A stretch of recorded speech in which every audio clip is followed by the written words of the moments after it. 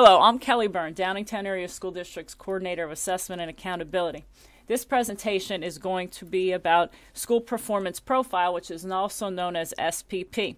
SPP is the school's measure of accountability.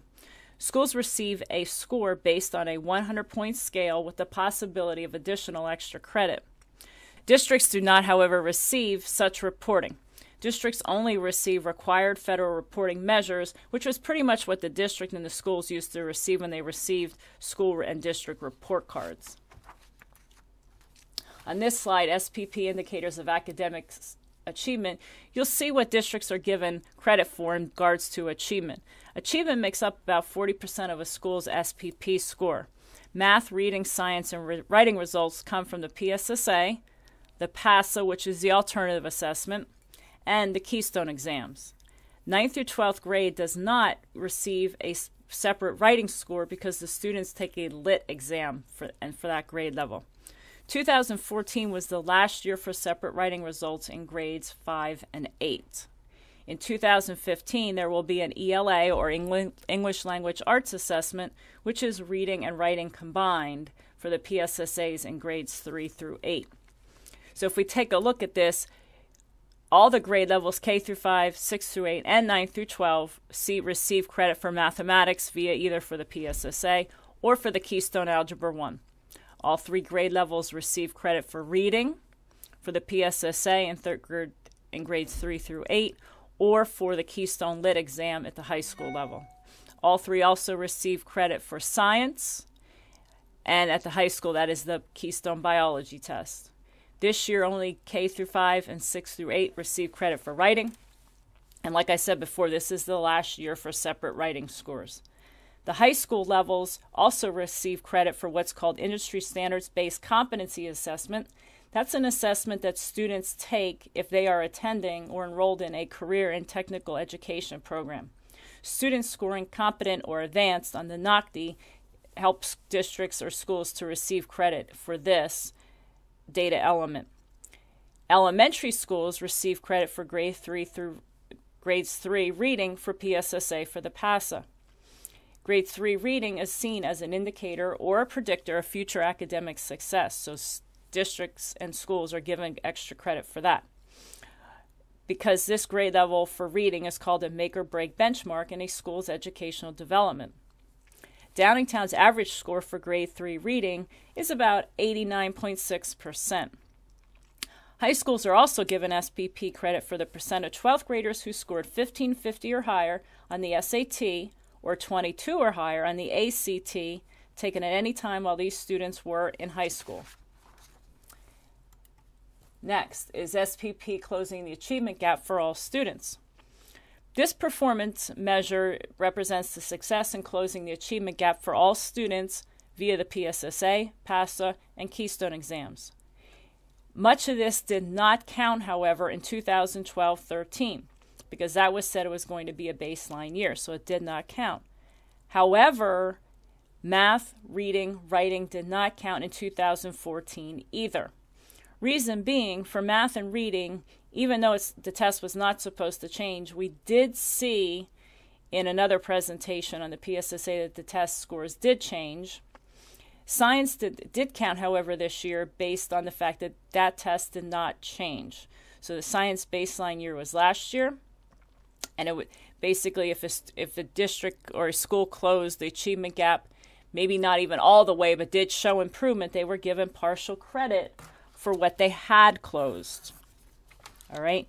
Math and reading will not count in 2014-15 either because this will be the baseline for closing the achievement gap, which will be reported in 2015-16.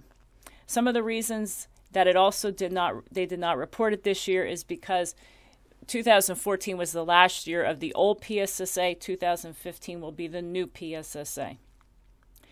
And how they determine closing the achievement gap. Basically, schools have 6 years to close half of the achievement gap in those given years. Pretty much the same is true for historically underperforming. Science counted, the others did not count this year. Historically underperforming students are those with learning disabilities or have an IEP, those who are English language learners or ELL, and or those who are economically disadvantaged. So the students count in closing the achievement gap for all students, and they also count for historically underperforming if they fall into any of those criteria. SPP indicators of academic growth, also known as PVAS, growth makes up about 50% of a school's SPP scores as well. Meeting annual academic growth expectation is based on how students are projected to perform based on their prior testing history.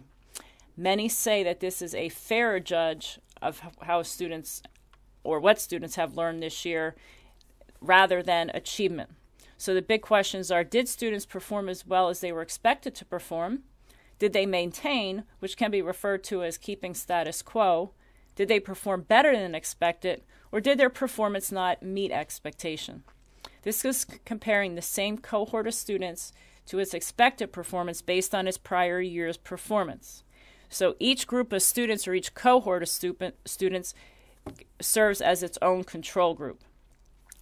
We are not comparing different students or groups of students when we talk about growth and PVAS. The next slide deals with other academic indicators which schools receive points for in order to get their SPP scores. So if you're at a high school, they do receive credit for their cohort graduation rate. And what that is the percent of students in the school who graduate in 4 years with a regular high school diploma, and it's calculated for 1 year previous to the reported year because it does take several months to get all this data entered into the systems. The next one is promotion rate, and this is for the elementary and middle school levels. It's the percent of students promoted in each grade for the school year based on the previous year's data. There was an error in this upload for the state last year, so this statistic did not count. However, in 2013-14, it did count. The next is attendance rate. All three levels, elementary, middle school, and high school, receive credit for the attendance rate for the school year based upon, again, the previous year's data because it just takes a while to get all that information entered. Next, the high schools receive credit for AP, IB, or college credit, which is the measure of academic rigor evidenced by student enrollment in AP, IB, or college credit coursework, such as dual enrollment like Downingtown has in each of the 4 core academic areas. High schools also receive credit for the PSAT or plan participation, which is the percent of seniors who took the PSAT or plan at any time over the course of their educational experience. And the plan is basically like what the PSAT is to the SAT. The plan is the precursor that students should take before taking the ACT exam. The other academic indicators make up 10% of a school's SPP scores. How do schools receive extra credit? Well, there's a few ways that schools can receive extra credit, and it's all for advanced achievement. So if they show advanced achievement on any of the assessments, such as the PSSA, the PASA, the Keystone, the NOCD, the AP, or the IB exams, districts, or schools, I should say, receive extra credit for that. So for math, reading, science, and writing, if students score advanced on the PSSA or the PASA, then their schools are given extra credit. At the high school level, the schools are given extra credit for Algebra 1, literature, or biology. And remember, regardless of when students take those exams, their scores are banked and attributed when they get to 11th grade. AP exams would be the percent of seniors scoring 3 or higher on at least one AP exam taken over the course of their educational experience. And that is also true for IB as well. And if they score a 4 or higher on that, the school is given extra credit. So elementary and middle schools can earn up to 4 extra credit points. Meanwhile, high schools that have NOCD results can earn up to 6 extra credit points. And high schools that do not have the NOCD results can only earn up to 5 extra credit points. Now we're going to talk a little bit about the value of achievement versus growth in SPP scores. So what we have here is that the elementary schools, achievement and growth are basically equal to about the same, about 40%. Same is true of the middle schools. At the high school, if they have NOCD results, the value of achievement is actually higher than the value of growth. And if a high school does not have NOCD results, such as STEM, Academy does not, the value of achievement is slightly less than the value of growth. And what this is talking about is that PVAS gauges how students are growing and progressing academically. Students can be high achieving but not growing, and we do need all students, including those high achievers, to be growing. These students could actually be losing ground but still maintain that they are advanced. So since advanced is such a huge score range, they could be advanced high but then advanced low, so they appear to still be advanced, but they're losing ground in a way because their scores are not in the high advanced group, they are now in the middle to low advanced group. Next, we see our building level academic scores, or SPP, for our 10 elementary schools, and this is the 2013 and 2014 results. SPP was new in 2013. So some Downingtown schools experienced decreases in SPP scores due to decreased percentages in advanced and proficient in math, reading, science, and writing results, and in grade 3 reading results. They also saw decreased results in PVOS, or in growth in all subjects. Again, we could be a good achieving, but we're just not growing. On the flip side, Downingtown area school districts that saw increases in SPP saw that based on the opposite reasons, because they saw an increase in their grade 3 advanced and proficient for reading. They saw an increase in the percentage of advanced and proficient in math, reading, science, and writing, and they also saw an increase in PVOS in all of these subjects. So it just really depends on the school and its results. There weren't really common trends across the school. You have to look at each individual school's SPP and the data elements that made up that score. The next is our 2 middle schools. So if we look at 2013 to 2014, the middle level is pretty much what we saw with elementary, some ups and some downs, with some losses in math achievement and growth, but with some gains in reading, science, and writing achievement, and extra credit for achievement, advanced achievement in subjects, depending on which school you're talking about. We also saw ups and downs in attendance rates. Both middle schools showed closing the achievement gap for science for all students and for historically underperforming students. The SPP scores for the 3 high schools are as follows. STEM is ranked number 1 in the state for all schools, just like it was last year, and its score has not changed since last year. There are no schools in Pennsylvania with a higher SPP score than STEM. Downingtown East increased due to an increase in its algebra, lit, and bio scores, as well as its NOCD results. Downingtown East PVOS growth was also very good. Downingtown West increased its results due to an increase in results in biology and PVOS growth in Algebra 1, and STEM maintained with an increase in biology achievement and a slight decrease in literature growth. When you take a look at our schools compared to others across the state, and there are 2,944 schools in the state of Pennsylvania that receive such reporting, you can see how our schools ranked. Again, STEM was number 1 in the state. East was our next best ranked school, was the 40th ranked school, was in the top 2% for the state. Springton Manor was ranked at the 49th, and it was also in the top 2. And you can keep looking down and down at all those other schools and how we ranked across the state. Remember, that is 2,944 schools in the state of Pennsylvania. Breaking down all of the schools by division, elementary, middle school, and high school, you can see how we did.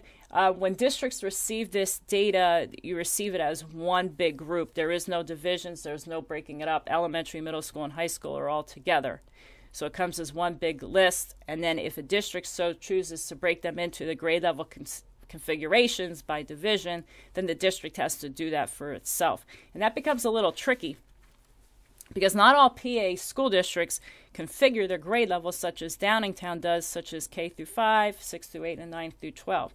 Other districts do not all do that. So breaking it all down, there obviously isn't a perfect match. Got them as close as we could, and so that they're more like similar than they are like schools. And if you look at that, Springton Manor, looking at just the elementary division, is ranked 20th in the state. Brandywine Wallace is ranked 27th, and so on. And if you look at the rankings in the top percentages for the state, ranking in the top 2% was Springton Manor.